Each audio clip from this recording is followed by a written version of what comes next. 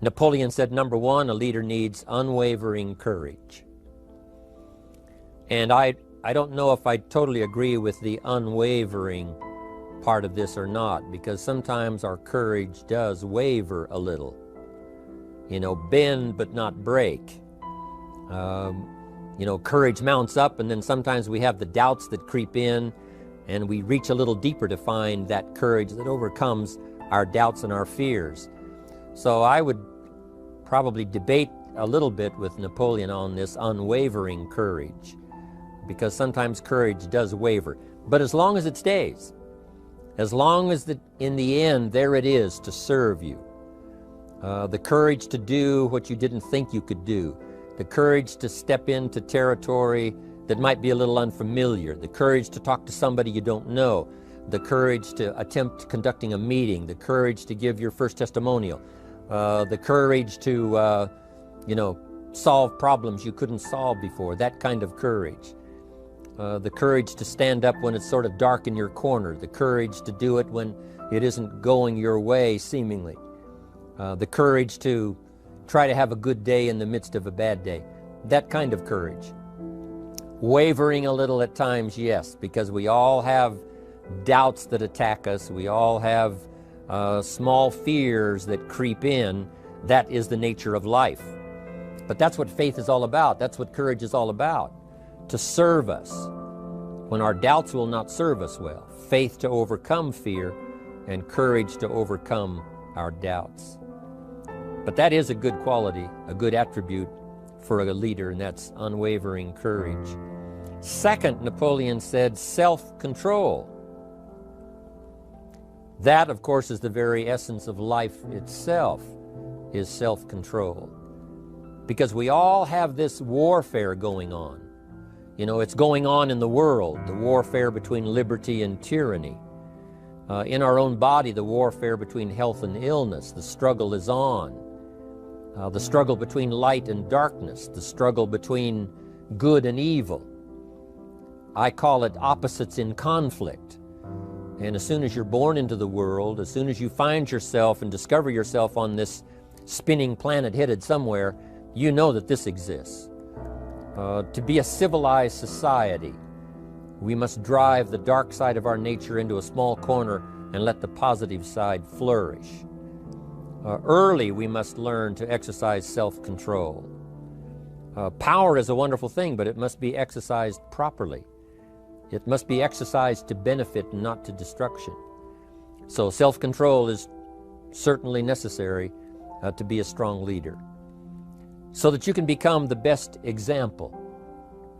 The example of having your temper well managed, to having that dark side of your nature under control. The best example of choosing wise words and not being careless, that kind of control. Control of your appetite, control of your desires, so that they fit into the positive side of life and not the negative side. Self-control, very important. Then he said a leader must have a keen sense of justice. How very true. Justice we become familiar with, you know, even when we're small, when certain things that happened or were done to us that something told us that wasn't right. Someone did us wrong. We have that sense of right and wrong, and it starts very early.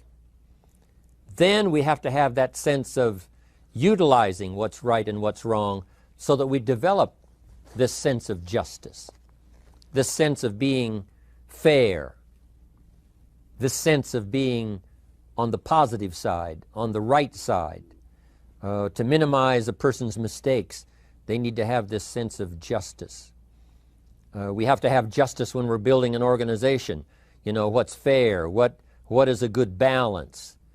The marketing system that Mark put together has to be fair for everyone. If you have a customer and you take care of that customer, someone else cannot come along and take that customer. The same is true with a distributor. Certain rules and regulations, so that all of us have a chance to fit within this framework of fairness, justice, and what's right. Otherwise, enterprise cannot work.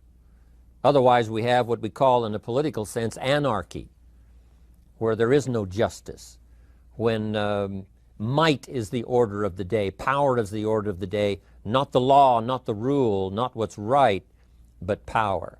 And we would all dismiss that. It's been a catastrophe in the last 6,000 years, the governments that resorted to power instead of democracy, that resorted to intimidation instead of freedom. And we all know the terrible toll that that takes. But it takes a toll not only politically in a country or politically around the world, but it takes a toll even in enterprise. It takes a toll in school if a teacher is unfair. It takes a toll in working on a team where someone is unfair, or where the leadership is not fair in the administration of justice. So this is true, a keen sense of justice and what's fair and what's right. Part of this we have to learn as we go. You know, you don't have it all the first year. You haven't got it all the second year, the third year. After all the years that I've, been around, both as a human being and as a business person, we're still, even at these years, trying to decide what's best, what's fair, what's right, to give balance to our life and to build on a firm foundation for the future. So I agree with Napoleon. Good idea. A sense of justice. Here's another one, he said, definiteness of decision. Indecision is the thief of opportunity. If you don't decide, the opportunity could slip away.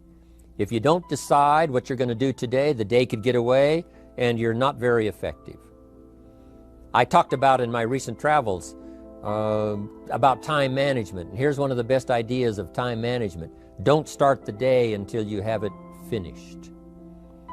Is it possible to finish the day before you start it? And the answer is yes. If you don't finish it to the best of your ability, have some idea, some good plan, sure enough, the day escapes. And in the morning you say, let's see, what should I do now? In the afternoon you say, hey, time's getting away from me, what should I do now?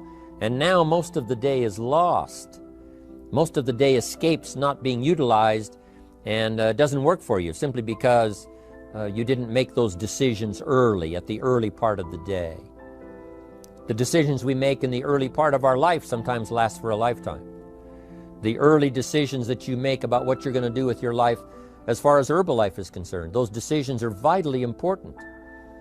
If you neglect them and don't make them, sure enough, the time passes and the opportunity sometimes is diminished, and sometimes you spend a lot of time now catching up simply because you didn't make those early decisions.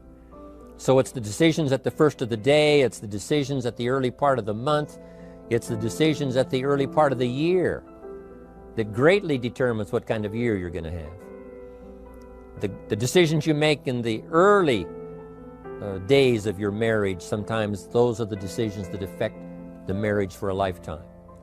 The decisions you make at the first chance you see opportunity, those decisions, what you're going to do with it, how far you're going to take it, what it's going to be meaning to you in the years to come. Those early decisions are vitally important. Then we need decisions to correct poor decisions, to overcome our mistakes. It's possible, of course, for all of us to make unwise decisions. And at the end of one year, at the end of 1 week, 1 month, or at the end of a few years, we say, that decision cost me too much. Cost me a lot of time, cost me a lot of money, cost me maybe a good relationship, cost me a chance to be productive. But as long as you're alive, there's still a chance to use new decision power to correct the mistakes of decisions that were bad in the past. All of us have the opportunity to do that, but I think Napoleon was right here too. You got to be definite in making decisions so that the opportunity doesn't pass you by. Take advantage. Here's the next one.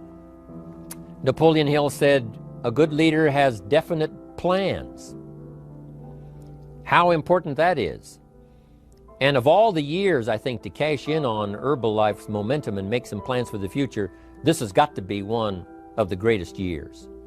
Herbalife in these 18 years now has created some incredible momentum, not only in opening up the countries, but momentum in the refinement of our marketing, momentum in developing new products, momentum in developing our support system. The key is now for you to make plans to ride on that momentum. Herbalife is like the tide that comes in, and the rising tide lifts all the ships if they're in the water. If your ship and your boat is not in the water, even though the tide comes in that would lift all the ships, if yours is not in the water, then it doesn't benefit you. So here's what you should do. Have the same intensity to make your plans for the future as Mark Hughes has, as the President's team, Chairman's Club especially, make the plans for the Herbalife Company future. You've got to now make your plans. Don't let this momentum pass you by. Don't let this momentum go uncashed in on. Don't let it be like a lost cause for you. And maybe you've, because of the lack of plans, have lost a month or two, or you've lost a week or two, or maybe you've lost a year and you were 10% effective instead of 100%. Now's the time to change all that and start making some plans. Your Herbalife plans, they're vitally important. You might as well cash in on the Herbalife plans for world expansion, the Herbalife plans for expansion within your country, the Herbalife plans for the expansion of the business, the incentives. Cash in on that, capture that, and say, I've got to have some plans that match Herbalife. Not necessarily match Herbalife in numbers, but that can match Herbalife in momentum, that can match Herbalife in cashing in on the opportunity, your plans for Herbalife expansion. You got to have some plans for your family, right? You got to take your family along, don't leave them out. One of the challenges all of us have in making our plans is how to balance everything, to make sure that we don't regret at the end of the year, I spent too much time on that. I spent too much money.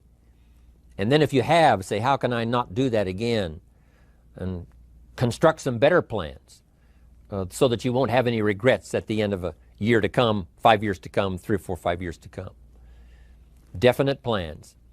The plans for the use of your money.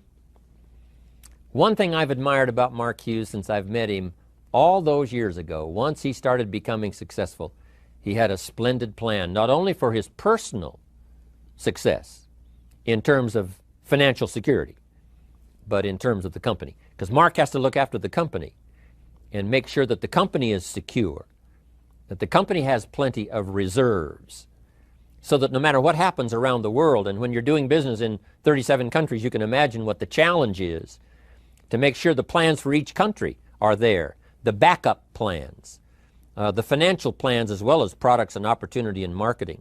It is a challenge beyond comprehension to most of us what kind of planning that takes in terms of trying to make Herbalife secure for the future. I described it in one of the summit classes as Mark takes the same pledge that the President of the United States takes, and that is to preserve and protect and defend the Constitution, says the President. But Mark has to preserve and protect and defend the company to make sure it's viable, not just in America where it started, but all around the world in each country. It's an awesome responsibility. But now for you, your plans to be financially secure.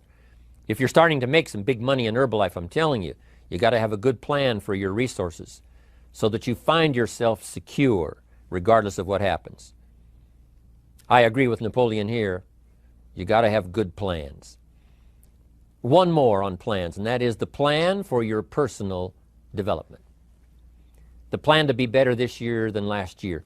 The plan to take the classes, attend the workshops, do everything you possibly can to show personal progress, not just financial progress, not just the progress of having one more car or one more home, but the progress of personality, the progress of communication skills, the progress of recruiting skills, the progress in how to deal with people, progress in using your influence so that it multiplies its power by 5 by 10 versus what it used to be. You need those kind of plans. A plan for personal growth, personal development, a plan to be all that you can possibly be in the years to come as you develop your Herbalife business and your life business and your family business, all of that. Got to have good plans. Next, Napoleon Hill had a good saying. It was something my father had and passed it on to me as a good philosophy. And here's what he said. A good leader has the habit of doing more than what he gets paid for. What an incredible philosophy this is. The habit of doing more than you get paid for. It's what we call the service that you put out like seeds in the ground that doesn't bring the harvest immediately, but the harvest is yet to come. It's called like putting out the capital in capitalism. Doing more than you get paid for means that you're getting ready for the next move up. Because if you do more than you get paid for, you've made an investment. The average person might think if I do more than the company requires, then they're ripping me off. I'm not getting paid for that extra time, that extra attention. But you must not view it that way. You must say, I'm getting there a little earlier, staying a little later, as an investment in my own personal future. Because I want that kind of reputation. I want that kind of philosophy to work in my life. Do more than you get paid for. And this philosophy works incredibly well in Herbalife. You make the Herbalife sale of the Herbalife products. Now you must do more than you've gotten paid for. Right? They've got the product, you've got the money. But you can't stop your investment there. Now you must develop the investment in time, effort, and energy in turning that new customer into a testimonial. And sometimes that's the most difficult work, the work after the sale. Because the sale might be fairly easy. Someone says, hey, I've been looking for this product, I need it, here's my money. But now you've got to stay with them, make sure they don't just buy the product, but that they use the product. And that they don't just use the product, they keep using the product. That's the work after the sale. But if you learn to make that kind of an investment and do more than you get immediately paid for, the payoff in the future can be fantastic. Because as we all know in Herbalife, what really pays off is not a sale of the product. What really pays off is a testimonial. A testimonial that gives you more sales than you can keep up with. A testimonial that takes you places you could never go by yourself, introduces you to people you'd never see on your own. That kind of investment is so powerful. So you do more than you get paid for up front. It's happened for me, making the investment. When I first started lecturing 36 years ago, I talked to high school classes, college classes, service clubs, and I gave it all away. I went and talked for free. Someone said, Mr. Owen, would you come and do this breakfast talk? I said, sure. Could you do this luncheon talk for this service club? I said, of course. And all of that in the beginning was for free. Primarily because I'd made my fortune, I didn't need the money, but I did it for free, but look what it's made for me by giving that kind of service in those early days. And finally it led to business and led to an enterprise. And I was giving the seminar all those years ago here in Los Angeles, and Mark Hughes was in my audience. So what you don't get paid for, don't worry about that. Just render the service with the vision of the future that it'll come back multiplied if you have this kind of habit, this kind of philosophy. Next, Napoleon Hill talks about personality. You need a pleasing personality. There's many parts to your personality. One is your working personality. The kind of behavior, the kind of attitude that you need, especially in the public. Some things you can kind of get by with, being a little careless, maybe in private, but in public, where it counts so much in your paycheck, it counts so much in building your business for the future, your own personality. But here's what you also must remember. You develop your personality in private so that it serves you well in the public. Sometimes we get the mistaken idea, I can be careless with just these few and be more careful when I have 1,000. But see, that doesn't work that way. Careless with a few, sure enough, that will creep into your presentation for 1,000 people. Here's the best practice, and the Herbalife opportunity in our marketing systems gives you the best chance to do that. The influence you have one-on-one, that's what really counts. You say, well, I'm only talking to 2 people, it doesn't matter much. That's when it really matters. Because if you'll practice well there, using your personality, using your influence, to get someone's attention, to get them to listen, to get them to participate, the kind of personality that someone says, I'd like to be around this person. They're unusual. They're not like the average person I meet on my everyday experience. That kind of personality. But you've got to practice it behind the scenes. You've got to practice it one-on-one. And if you're effective one-on-one, 1-on-3, 1-on-5, I promise you, that will get you ready to now perform with the kind of personality, the kind of charisma that wins people when you're in front of 500 people, 1,000 people, 5,000. So this is a good point, working on your personality. Here's the best gift you can give someone, and that's the gift of attention. Attention is so powerful. When I was a young man, I met Nelson Rockefeller, one of the richest men in America at that time. He's gone now, but he was a unique individual, ran for vice president of the United States. And I had a chance to be where he was holding a press conference, and I got close enough so that when he walked out, I had a chance to step up, right, when security was not all that severe in those days, and I had a chance to put out my hand, shake his hand, and say, Mr. Rockefeller, my name is Jim Rohn. And what I remember most was the attention he gave me. With the lights of the cameras around and everybody all around, he looked right at me and said, Jim Rohn, where are you from? I said, Idaho. He said, I really like Idaho. It's one of my favorite states in all of the country. And for just a few seconds, he gave me his attention, shook my hand. I'll never forget the handshake, right? One of those multi-million-dollar handshakes. But I'll never forget that personal attention he gave me, just for a few seconds. It was powerful. Made an impression on me that's lasted until this day. That's why I remember to tell the story.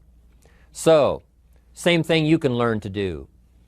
Utilize your personality, utilize your influence, give people the gift of attention. Here's the rest of my list now as we finish up. Next, Napoleon Hill said a leader needs sympathy and understanding. We have to develop that early in our lives. All of our lives, we have to look at those that are less fortunate than we are, those who need a helping hand, and especially now we learn to look at those who need an opportunity, those who need a change in their health, those who need a change in their life and in their lifestyle. It's this kind of sympathy and understanding that drove Mark Hughes to construct the company. It took that kind of understanding, that kind of sympathy, that kind of deep emotional feeling. Then Mark understood what it meant to be poor. He understood what it meant not to have. He understood what it meant to be short on finances, on resources. He understood what it meant to lack, a full formal education. He knew all of those lacks. And instead of crying about it, he said, what I will do is change it for myself, and then I'll help other people that have the same challenge. Lack of education, lack of the money, lack of the resources, lack of good health, faced with all kinds of difficulties they can't solve. I'll get mine solved, and then I'll be strong enough and have the skills to where I can help other people. That kind of leadership quality is so powerful. That kind of understanding. Here's the next one. A leader must have, Napoleon said, a mastery of the details. How very true. All can be lost with just a couple of missing details. On the trip to the moon, everything has to work, right? There's several thousand moving parts. There's several thousand pieces to the project of getting to the moon and coming back, and all of them have to work. You can't have 10% of them working, 90% or 80%. They've all got to work. And then there's the backup systems for something if something goes wrong to back it up. That kind of mastery of detail is so vitally important. But here's what else to remember as far as Herbalife is concerned. The drama is in the details. Someone says, I lost 30 pounds. Well, 30 pounds is 30 pounds, but that's not the drama. The drama is, where were you before you found Herbalife? How did you feel? What kind of circumstances? Now someone begins to give us some of the details. And then after they've lost the weight, now how they feel, now their self-confidence has been restored. Now they feel better about themselves. The drama is in the details. But this is also important in the details of your day, the details of your business, the details of good communication. Master the details. Good advice, Napoleon Hill. Now here's the next three. Willingness to assume full responsibility. All of us have been taught that, especially these Herbalife years, to take full 100% responsibility. Mark Hughes says, what happened to me might not have been my responsibility, but what I do about it is my full responsibility. I've had some things, some people did me wrong. In his first couple of business experiences, he was done wrong. Some people ran off with the money. He was left holding the bag. But he said, that's what happened. And I was not responsible for what happened. But I am responsible for saying to myself, now, what am I going to do about what's happened? If a hailstorm destroys the farmer's crop, he wasn't responsible for that. But his responsibility now begins when the hailstorm is over, when he asks the question of himself, what should I do now?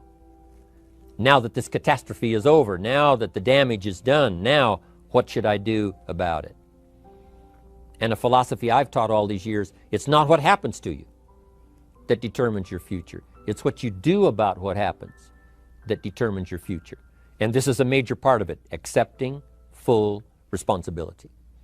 If you've got an organization, you're conducting meetings, and you're the leader, the responsibility ends with you. Someone else may mess up, make some mistakes, still your responsibility. Some things over which you have no control, understandable. But what you do about it now, how you fix it, the diplomacy you use, the strategy you use, that's the kind of responsibility now that depends on you. Also, you've got to be responsible for your future. Nobody's going to fix it. No one else is going to design it. No one else is going to come along and say, hey, I will make sure it all works well for you. You've got to take all the input, you've got to take all the testimonials, all the teaching, all the training, all the influence, then you've got to have the responsibility of designing your life. You can design a life of prosperity, or you can design a life just to coast and get by. The responsibility belongs to you. Now here's the last two. Next is cooperation. One of the great things we learn in Herbalife is how to cooperate so that we take advantage of each other's ideas, we take advantage of each other's input, we take advantage of each other's enthusiasm, we take advantage of each other's testimonial, and we take advantage of each other's willingness to grow. That kind of cooperation has built Herbalife. In those early days, Mark got the group together. Jerry Shatanovich, Doug Stuntz, the rest, and made some plans to cooperate. Said, no telling what kind of powerful meetings we can have if we work together. No telling how many people we can affect, even right away, if we work together. You do this part, you do this part, I'll do this part, we'll make it work together, and we'll get the ball rolling. There's an ancient phrase that says, if two or three agree, nothing is impossible. If they agree on the same project, if they agree on the same vision, if they agree on how to get there, I'm telling you, nothing is impossible. Nothing can stand in their way. Just two or three. What's exciting about Herbalife is now we have more than two or three. The president's team now is well populated. Even the chairman's club is growing. The millionaire team is awesome in its numbers as well as in its power. And the cooperation between all of us on the tabulator teams, as distributors, home office, support staff, 15th floor, wherever we come from. If we cooperate, there's nothing we can't do. There isn't anyone we can't touch. There is no country we can't finally get to with this incredible story. Cooperation. That's why I'm here, wanting to do my part, HBN, send out some ideas, give you some notes to take, something to think about and ponder, something to talk about with the people that you associate with and are building your business. That kind of cooperation is going to make this a powerful year. It'll get us to the 2 billion, 3 billion, 5 billion. But it'll get us to much more than just those numbers. It'll get us to a place of honor, respect, prestige, influence, feeling good about ourselves for the hard work that we're doing, cooperating with each other. I want to cooperate with you, helping build your business. All of us cooperate with the support system of Herbalife. We're on our way. We will have the billions. We'll have the stories. We'll have the experiences. Now here's the last one. Napoleon Hill said, a major attribute of leadership is vision. Vision is in many parts. One, a vision for your own course to follow. A vision for you, for yourself. A vision for your financial future. A vision for your health. A vision for your wealth. A vision for you to latch onto and make something out of.